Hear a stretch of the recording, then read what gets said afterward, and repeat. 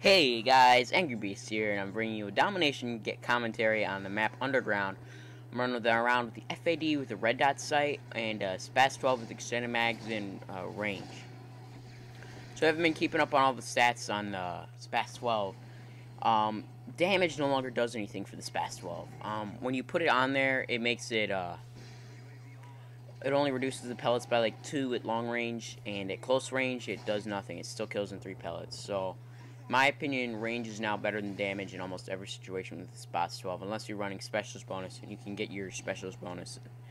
Then you have both damage and range, and it makes it quite good. I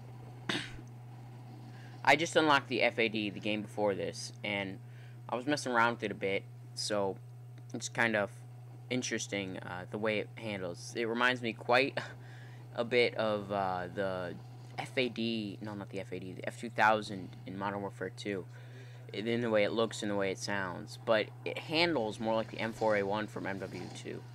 It does have a low damage, but that's more than made up for by its high fire rate.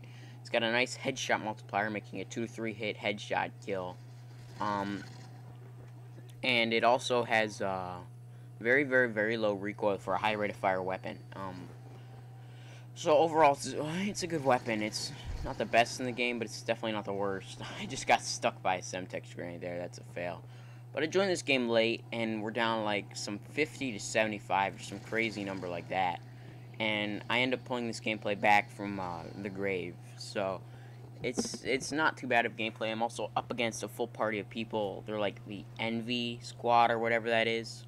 Not sure if anyone's heard of it, but it's a group of 4 guys just rolling with each other, and I managed to pull this gameplay back all on my own, joining late. So I'm actually pretty proud of this gameplay. It's not the best score or anything. It's just a really nice comeback against a full party. You don't get that often, ever.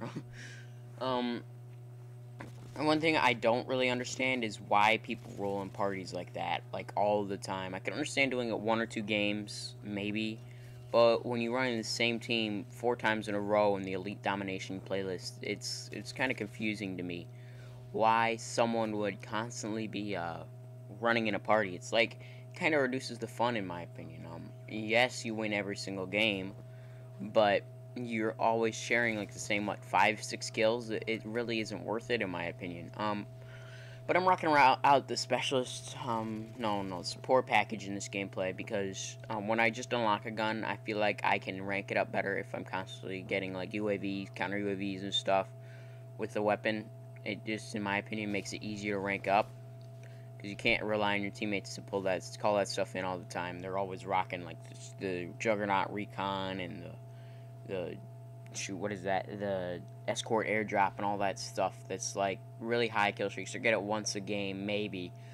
It's just like, why do you run that stuff if you're not going to get it consistently? But I'm running my standard domination support setup, which is SAM turret, stealth bomber, EMP. I like the SAM turret because it helps keep the skies clear, especially when I'm not running assassin.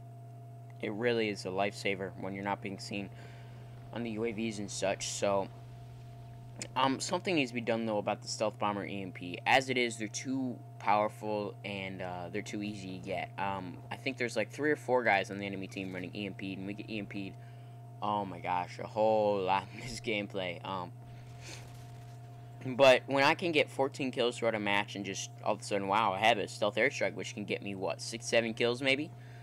That's a little bit overpowered in my opinion. It takes no skill to get. You can be going 14 and say 40, and you can still pick up a stealth bomber which gets you 4 or 5 kills, and that just doesn't make sense to me. I don't know what Infinity Ward's reasoning behind putting this stealth bomber in the the support strike package, but it doesn't make sense to me. It should be like a 10 kill streak in the assault package, in my opinion, because you could easily use that stealth bomber to make almost Osprey out of that. I mean, if you're playing ground war, it's not uncommon to get a 6-man stealth bomber.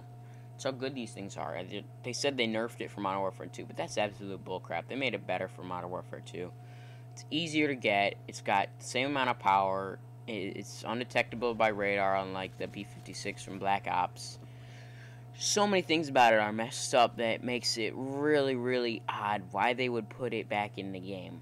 I mean, maybe as a last-ditch attempt to win like a headquarters match or something, but still, it's just frustrating. I'm running the EMP also because in a domination game in particular, EMPs are very vital.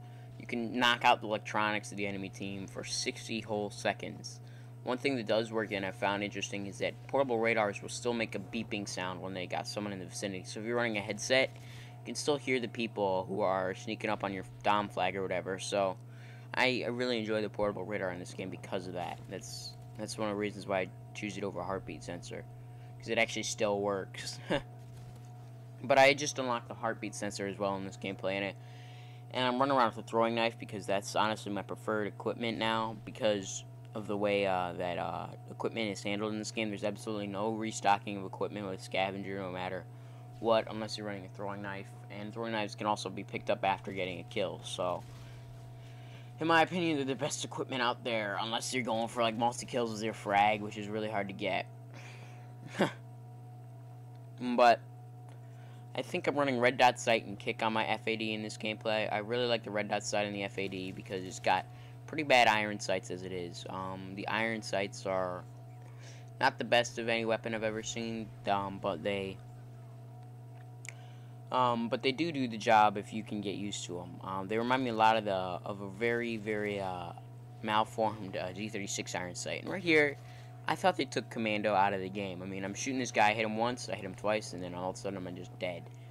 I don't know if there was a lag compensation thing there or what, but that's ridiculous. Same thing happens here around the corner, and I'm already dead.